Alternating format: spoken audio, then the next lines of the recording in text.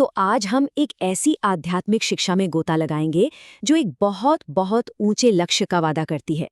एक ऐसा सफर जो किसी को भी साधारण से असाधारण बना सकता है। पर सवाल ये है कि इस सफर के लिए कौन तैयार है। चलिए इसको और गहराई से समझते हैं। देखिए, यहाँ किसी छोटी मोटी कामयाबी की बात नहीं हो रही है। हम एक ऐसी मंजिल की बात कर रहे हैं जो बहुत ऊंची है, इतनी ऊंची कि शायद हम उसकी कल्पना भी ठीक से नहीं कर सकते। और यही बड़ी महत्वाकांक्षा इस पूरी शिक्षा के केंद्र में है। ये हमें सोचने पर मजबूर करती है कि आखिर कोई इतनी ऊंचाई तक पहुंच कैसे सकता है। अब जरा इस मंजिल की मुश्किल को समझिए। कहा गया है कोटों में कोई, यानी करोड़ों में से कोई एक। ये तो किसी लॉटरी को जीतने से भी कई ज्यादा मुश्किल है। ये एक ऐसी उपलब्धि है जो बस गिने चुने लोगों के लिए ही है। तो ये आखिरी लक्ष्य है क्या? ये है विजय की माला का दाना बनना। अब ये माला क्या है? ये उन चुनिंदा आत्माओं का प्रतीक है जिन्हें सबसे ऊंचा पद मिलता है। और इस माला में सिर्फ 8 दाने हैं। सोचिए, करोड़ों में से सिर्फ 8। ये उस सबसे खास ग्रुप को दिखाता है जो इस आध्यात्मिक दौड़ में जीत हासिल करते हैं।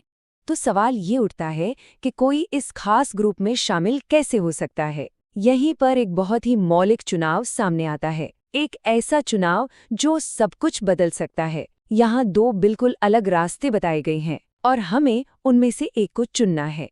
ये हैं वो 2 रास्ते। एक तरफ है श्रीमत, मतलब परमात्मा की सलाह पर पूरा भरोसा करके चलना, और दूसरी तरफ है मनमत, यानी अपनी बुद्धि और अपने अहंकार के हिसाब से चलना। एक रास्ता हमें ऊपर ले जाता है तो दूसरा नीचे। साफ साफ कहा गया है कि चुनाव श्रीमत का ही होना चाहिए। लेकिन यहीं पर सबसे बड़ी मुश्किल आ जाती है।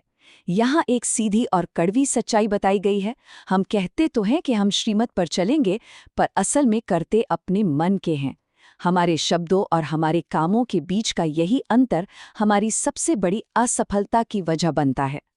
तो सवाल ये है कि ऐसा होता क्यों है? हम अपने तय किए हुए रास्ते से भटक क्यों जाते हैं? वो कौन सी ताकतें हैं जो हमें सही रास्ते से हटा देती हैं और हमें हमारे ही खिलाफ खड़ा कर देती हैं? इसका जवाब माया की धारणा में दिया गया है। माया उन अंदरूनी शक्तियों का नाम है जो हमें गुमराह करती हैं। ये हमारे अंदर के वो दुश्मन हैं जो हमें दिखाई नहीं देते, पर चुपके से हम पर हमला करते रहते हैं। इन दुश्मनों में सबसे पहला और सबसे ताकतवर है देह अभिमान, मतलब ये विश्वास कि मैं ये शरीर हूँ। यही सोच हमारे अहंकार, हमारे ईगो को जन्म देती है। और कहा गया है कि यही वो पहली ठोकर है जो हर किसी को लगती है। ये हमें हमारी असली पहचान से दूर कर देती है।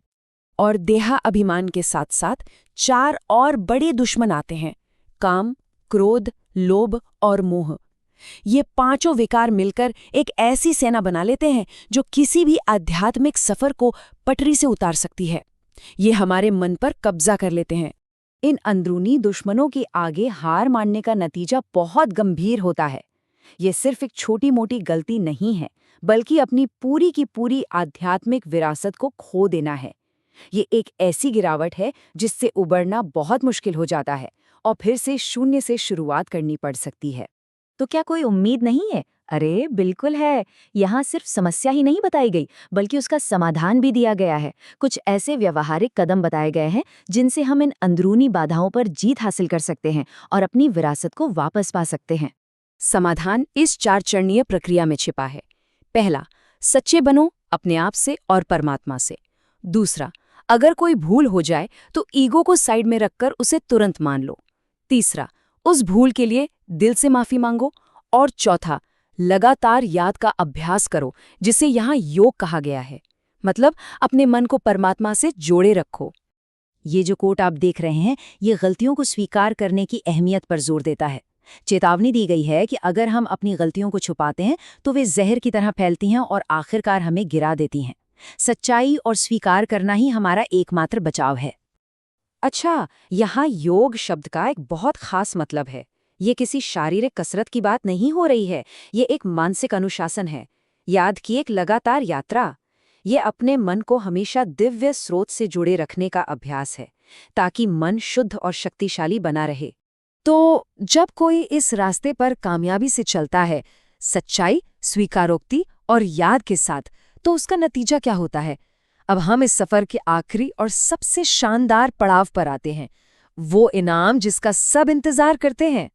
एक बहुत ही खूबसूरत कहावत है, सच तो बिठो नच। इसका मतलब है कि जो सच्चा है उसे आखिर में नाचने का यानी खुशी मनाने का मौका मिलता है। सच्चाई और आखिरी इनाम के बीच एक सीधा और बड़ा काव्यात्मक संबंध है। सच्चाई हमें आज़ादी और आनंद की ओर ले जाती है। तो ये है पूरा सफर एक नज़र में। शुरुआत होती है दिव्य मार्गदर्शन का पालन करने से, फिर हम अपने अंदर के दुश्मनों पर जीत हासिल करते हैं जिससे पवित्रता आती है। इसका नतीजा होता है दिव्य पद की प्राप्ति और अंत में परम आनंद की स्थिति, जिसे रासलीला या दिव्य नृत्य में भाग लेने के रूप में दिखाया गया है। मतलब अनंत खुशी का एक पल। लेकिन ये समझना जरूरी है कि हर कोई सबसे ऊंचा इनाम हासिल नहीं करता। यहाँ 3 संभावित परिणाम बताए गए हैं। सबसे अच्छे वो हैं जो माला के दाने बनते हैं और राजाई पाते हैं। जो कोशिश करते हैं लेकिन पूरी तरह कामयाब नहीं होते, वे प्रजा बनते हैं, और जो असफल हो जाते हैं उन्हें सजा का सामना करना पड़ता है। चुनाव हमारा है। और आखिर में हम इसी मूल सवाल पर वापस आते हैं। इस पूरी शिक्षा का सार इसी एक विचार में है। अगर देह अभिमान और उसके विकार झूठ पर टिके हैं, तो उनका उल्टा यानी सच्चाई हमें कहाँ ले जाती है? वो हमें उस दिव्य नृत्य की ओर ले जाती है, आनंद, पवित्रता और जीत की अंतिम अवस्था। तो सवाल यही है, क्या कोई इस नृत्य में शामिल होने के लिए तैयार है?